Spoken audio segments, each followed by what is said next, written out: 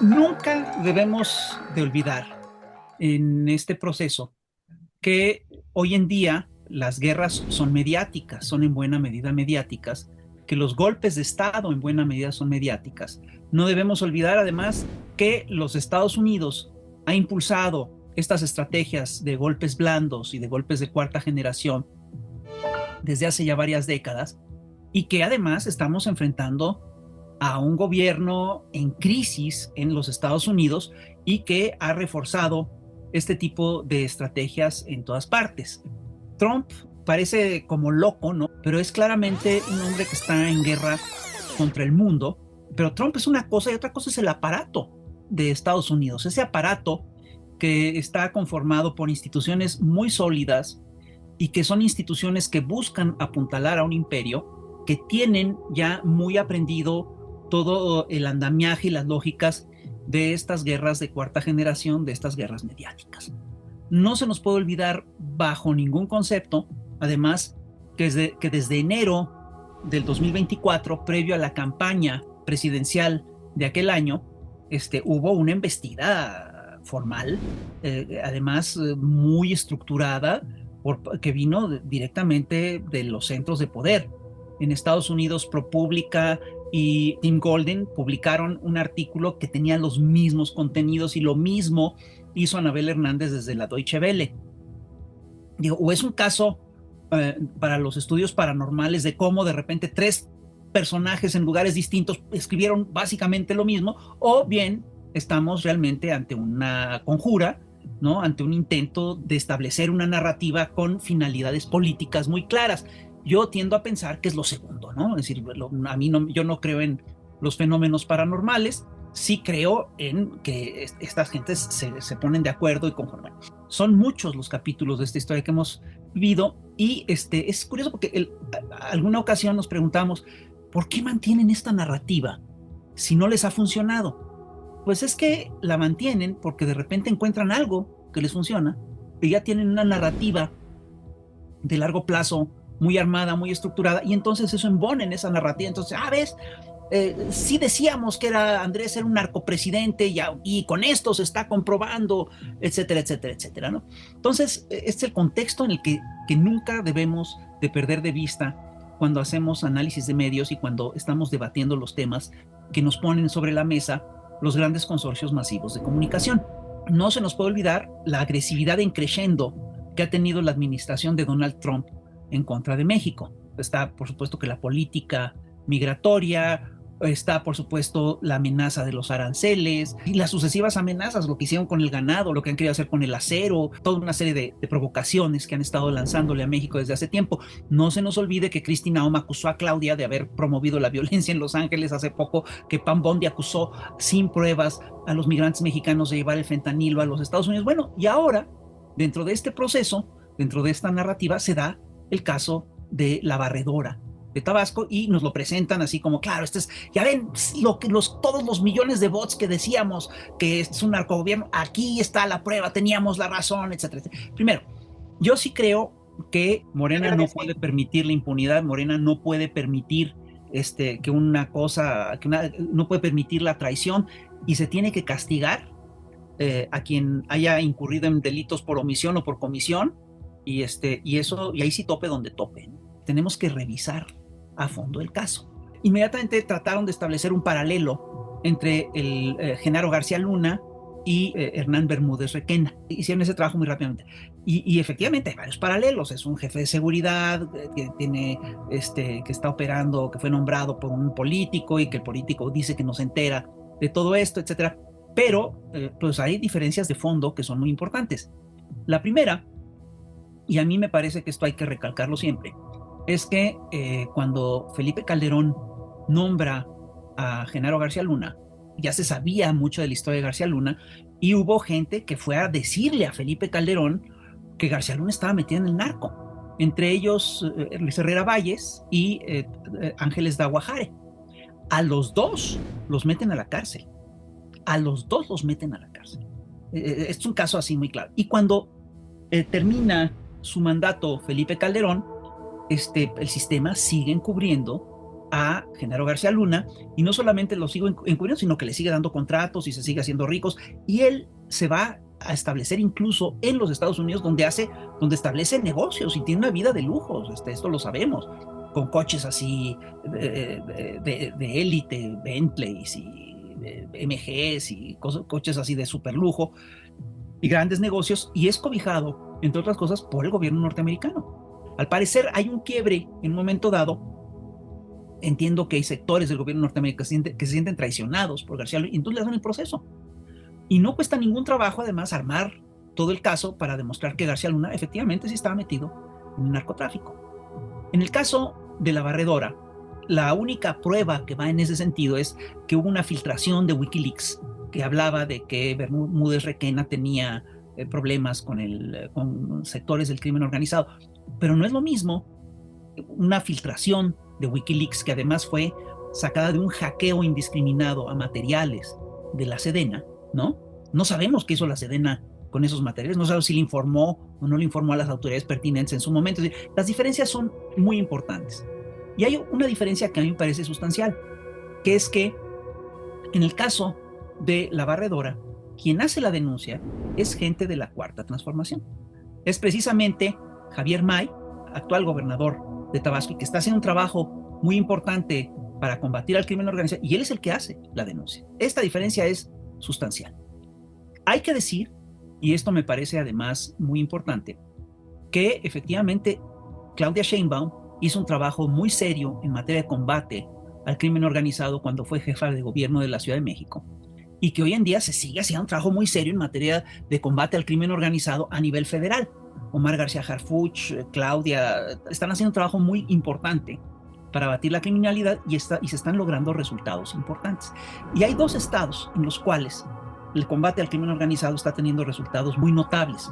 Uno de ellos es Zacatecas, donde gobierna David Monreal, y el otro es Tabasco, donde gobierna Javier May, que además es un personaje que es uno de los históricos del movimiento allá en Tabasco. Yo creo que son cosas que son muy importantes en todo este proceso. Yo quiero decir también que ocurre una cosa muy chistosa con las narrativas. Por un lado tenemos a grupos de expertos armando y coordinando narrativas. Por el otro lado tenemos a sectores nuestros, porque de repente actúan de manera muy previsible o tienen reacciones que son muy previsibles, y estas cosas las entienden y las manejan muy bien los expertos en operaciones psicológicas. Nos leen con mucha facilidad y hacen operativos también dirigidos en ese sentido. Entonces, yo sí quiero plantear lo que siempre hemos dicho, y lo que ha dicho Claudia, y lo ha dicho Luisa María, y lo dijo el otro día Durazo en el Consejo Interno. Dos cosas: es decir, el crimen organizado siempre va a buscar infiltrar a los gobiernos, siempre. Pero lo que tenemos que hacer primero es no dejarnos infiltrar, pero luego, si se da la infiltración, es castigar. Lo que tiene que haber es una investigación seria, una investigación consecuente, y se tiene que hacer justicia. Y tiene que ser una justicia implacable. Pero para que sea implacable, primero tiene que ser justicia. Es decir, se tiene que revisar qué es lo que pasó, se tienen que analizar las pruebas. Y yo sí creo que tenemos que revisar qué tanto nos conocen, qué también nos conocen estos expertos en operaciones psicológicas, y yo creo que nos tendría que dar un poco de susto el ver lo bien que nos entienden y lo previsibles que nos hemos vuelto para ellos. Lo vimos de una vez en el caso de Teuchitlán. Nos vamos a ver cómo se construyó esta narrativa de Teuchitlán. Empieza siendo un problema de MC, de Movimiento Ciudadano en Jalisco, y de repente se empiezan a meter tal. Además, es un problema de Jalisco. El rancho está en Jalisco, con gobiernos de MC, el gobierno local es un gobierno de MC, está muy ubicado. Y de repente lo convierten a través de las fotos de unos zapatos, lo convierten en una narrativa federal, y terminan empujando la narrativa de que México es un campo de exterminio. Perdón, esto no es así. Lo que tenías en Teuchitlán era un campo de entrenamiento. Si había zapatos ahí sueltos, era porque la gente soltaba sus zapatos y les ponían botas de otro tipo para los entrenamientos, etcétera. Y no había hornos crematorios. Este dato es muy importante. Entonces, esa narrativa se cae, pero ahí vimos cómo la construyeron. Y sobre todo pudimos ver también cómo nosotros nos metimos también en esa narrativa, ¿no? Y son las cosas sobre las que hay que reflexionar. Y a la vez que se plantean estas narrativas, pues obviamente surgen un montón de temas y un montón de problemas que pues es necesario discutir y debatir. Voy a plantear unos que son como fundamentales, que es el tema de Morena ya es el PRI, ¿no? Que obviamente, ojo, esta sigue siendo una narrativa que buscaron implantar desde el 2018. En el 2018 apenas acababa de darse la elección presidencial y ya tenían en los medios la consigna Morena es el nuevo PRI, y había un nado sincronizado de voceros del viejo régimen diciendo Morena es el nuevo PRI. Esta narrativa tiene una intención muy clara, tiene la intención de desanimar, tiene la intención de decir, no, ya ni para qué te metas, ya volvieron a caer en lo mismo, la política es sucia, todos son iguales, etc. Y yo sí estoy convencido de que no somos iguales.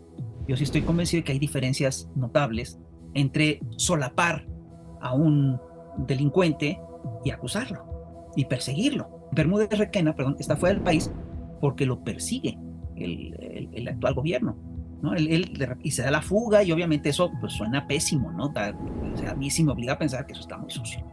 Y sí creo yo que se tiene que hacer una investigación muy sólida para deslindar responsabilidades, pero se tiene que hacer una investigación, esa investigación se tiene que hacer fuera de las lógicas de los medios y fuera de las lógicas de las redes sociales, que con mucha frecuencia tienen un manejo más afectivo de estos fenómenos. Hay mucha indignación, con justa razón, eso es otra cosa.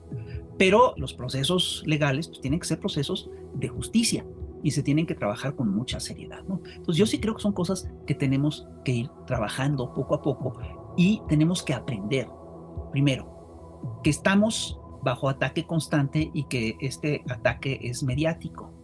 Estamos en un medio ya contaminado. No, ojo, esto no quiere decir que no se revise y que no se estudie lo que pasó, o que nos hagamos de la vista gorda, y mucho menos, de ninguna manera significa que vamos a minimizar el problema o que vamos a amparar a gente que hizo cosas turbias. Ese no puede ser el punto, ese no es el asunto. Pero sí, creo yo que si queremos establecer una nueva cultura de legalidad, tenemos, entre otras cosas, que operar con mucha seriedad y tenemos que hacer un muy buen diagnóstico y tener muy buenas pruebas para revisar cómo se ha comportado la gente y qué responsabilidades tuvo, o por comisión o por omisión, por cualquiera de las dos. En este sentido, me llama profundamente la atención el manejo que hicieron los medios del Consejo Interno de Morena. Los que estuvimos ahí, pues vimos efectivamente que hubo un grupo que le gritó a Adán Augusto, no está solo, pero es un grupo minoritario. Este no fue el sentir del Consejo, de la mayoría del Consejo. La gente se quedó callada, no dijo más. Y en los discursos, lo que hemos visto es, bueno, por un lado, Claudia Sheinbaum antes dijo, bueno, no habrá impunidad. Habla Durazo y dice, no habrá impunidad, se va a perseguir a los responsables. Habla Luisa María y dice, no habrá impunidad, se va a perseguir a los responsables. Y es increíble que la narrativa que sale en los medios es, cobijaron a Adán Augusto. Perdón, eso así no fue. Y yo no creo ahí que eso sea un operativo o un nado sincronizado. No, yo creo que es una reacción muy esperable por parte de ciertos sectores de la prensa y incluso por ciertos sectores de la militancia y de los simpatizantes del movimiento. Y bueno, yo sí creo que tenemos que reflexionar sobre todo eso y tenemos que aprender a movernos en un ambiente que está claramente enturbiado por lo que es la manipulación mediática. Entonces, ante la manipulación mediática sí tenemos que hacer reflexiones serias y manejarnos con mucho cuidado. Las guerras ahora son sobre todo mediáticas, pero también son guerras judiciales. Otorgarle un amparo a Bermúdez Requena es obviamente un operativo de lawfare, de guerra judicial, y lo está haciendo el aparato judicial del viejo régimen. No han entrado en funciones los jueces recién electos, ¿no? Además, no van a ocupar todo el aparato judicial, ¿no? Entonces, obviamente, esto es un apoyo del viejo régimen a estas lógicas de corrupción. Es otra señal del contubernio que había a muchos niveles entre el poder judicial, el poder político y el crimen organizado. Entonces, yo sí creo que esto va a cambiar dentro de unos meses, ¿no? Y esto no creo que tenga gran futuro. Sin embargo, pues sí nos avisa cómo están operando estas cosas, ¿no? Es decir, todo esto a mí me refuerza una idea que es básica. Estamos haciendo una transformación importante y radical en el país. Primero, no debemos perder de vista lo que se ha logrado. Y lo que se ha logrado es muchísimo. Y tenemos muy fuertes razones para mantener la esperanza y tenemos muy fuertes razones para desconfiar de quienes nos están sembrando la desesperanza. Tenemos también que entender cuál es la coyuntura histórica. Es un momento muy especial en el que podemos consolidar nuestro Estado nacional. Tenemos que entender, entre otras cosas, que la primera línea de defensa de los pueblos, y esto es una cosa que nos enseñaron los gobiernos progresistas de América Latina, la primera línea de defensa de los pueblos son los gobiernos. Un gobierno que le sirve a su ciudadanía es la primera línea de defensa en contra de las lógicas del imperio, ¿no? Y también una ciudadanía informada y una ciudadanía que no se deja involucrar en operativos mediáticos que lo que buscan es la indignación, la exasperación, la molestia, etcétera. Una ciudadanía informada es la mejor defensa en contra de este tipo de operativos. Entonces, sí, hay que llamar constantemente a la reflexión y nos vamos a ir a fondo y tope donde tope y se castigue a quien se tenga que castigar, pero hagámoslo con seriedad, ¿no? Porque luego si no lo haces, si lo haces con un mal diagnóstico, operas mal las cosas. Y en ese sentido, yo sí me uno al llamado que hizo Claudia Sheinbaum el otro día, que dijo, sí, a ver, vamos, se va a hacer justicia, se va a investigar, pero vamos a cuidarnos de los linchamientos mediáticos. Tenemos que cuidar mucho, no meternos a las lógicas de los linchamientos mediáticos, porque eso efectivamente te lleva a errores que son importantes, ¿no?